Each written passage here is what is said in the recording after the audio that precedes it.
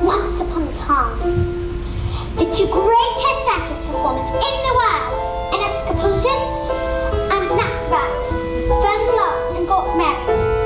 They performed some of the most incredible feats together, and people would come from miles around. Kings, queens, celebrities, and astronauts. And not just see their skill, but also see their love for one another. Which was so deep, it was said, cats would purr as they passed them, and dogs would weep with joy. They moved into a beautiful old house. And although they loved each other, they were sad.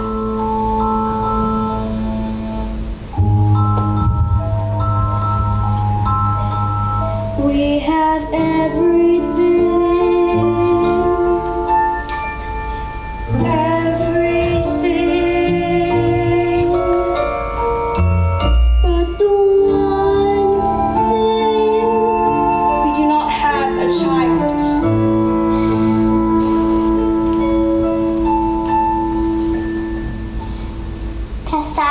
Overwhelmed them, and their work became the only place they could escape the tragedy of their lives. So they decided to form the most dangerous feat ever known to man. It is called the burning woman hurling through the air with dynamite in her hair over sharks and spiky objects, caught by the man locked in the cage. And it is the most dangerous feat ever known to man.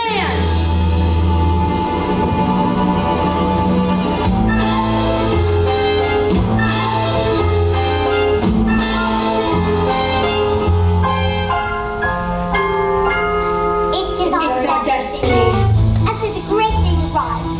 Everything was arranged by Acrobat's sister, frightening woman who used to be an class hammer thrower, and who loved nothing better than to scare the children of the town. Suddenly, out came the escopologist. Ladies and gentlemen, boys and girls, the burning woman hurling through the air with dynamite in her hair over sharks and spiky objects, caught by the man locked in the cage, has been cancelled.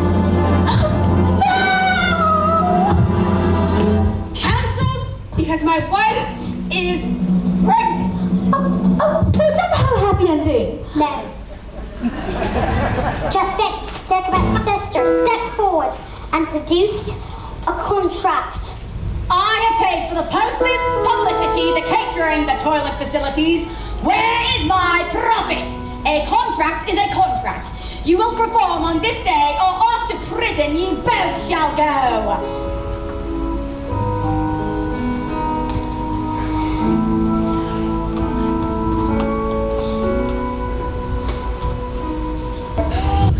As they prepared themselves for the most dangerous feat that had ever been performed, the Acrobat gave her husband a kiss. Smile. We have done this 1,000 times. First, I'll escape from the cage, catch you with one hand, and grab the fire extinguisher with the other. And I will put out the flames on your specially designed dress before the dynamite reaches your head and blows it off!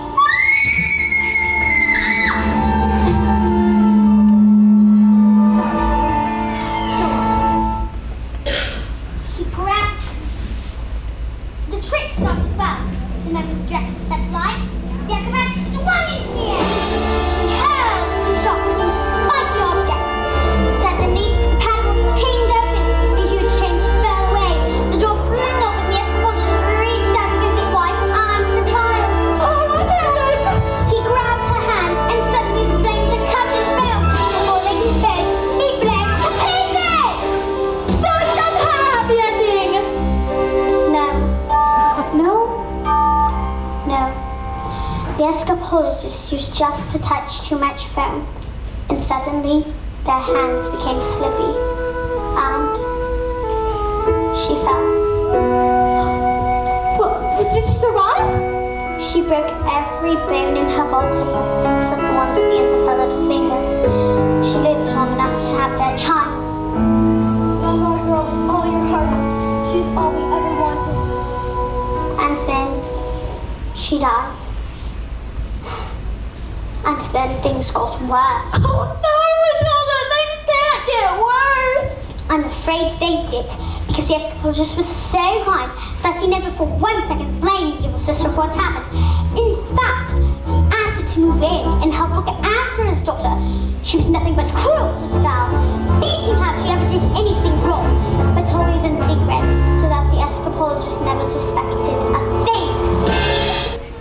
The Escopologist's daughter suffered in silence, never saying a single word about the evil aunt's bullying.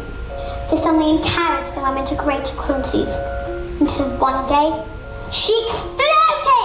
You are useless, filthy, nasty little creep! And the aunt beat her and threw her into a dank, dark, dusty cellar, locked the door and went out.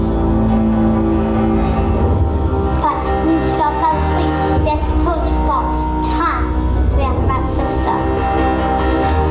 Bullying children is her game, is it? Then let's see what she can do when the wrath of a grown man stands before her. Have I been so wrapped up in my own grief for my wife that I forgot the one thing that meant the most to us? I love you so much and shall spend the rest of my life trying to make it up to you.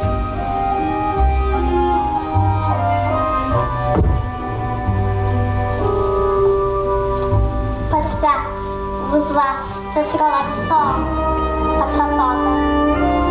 My father died when I was very young. Magnus was his name and he was very kind. But when he was gone, my aunt became my legal guardian. She was mean and cruel like you can hardly imagine. And when I got my job as a teacher, she presented me with a bill for looking after me all those years. And she produced a contract that said I had to pay her back every penny. And she produced a document that said that my father had given her his entire house. But did he really do that? Just give her his house? I find it hard to believe.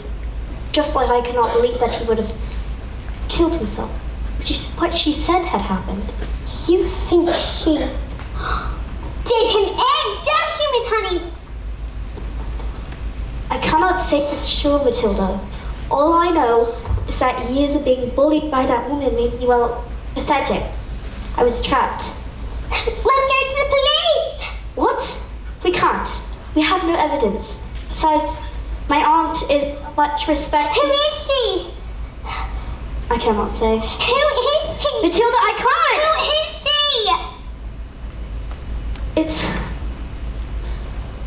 It's Miss Miss Trunchbull. Yes.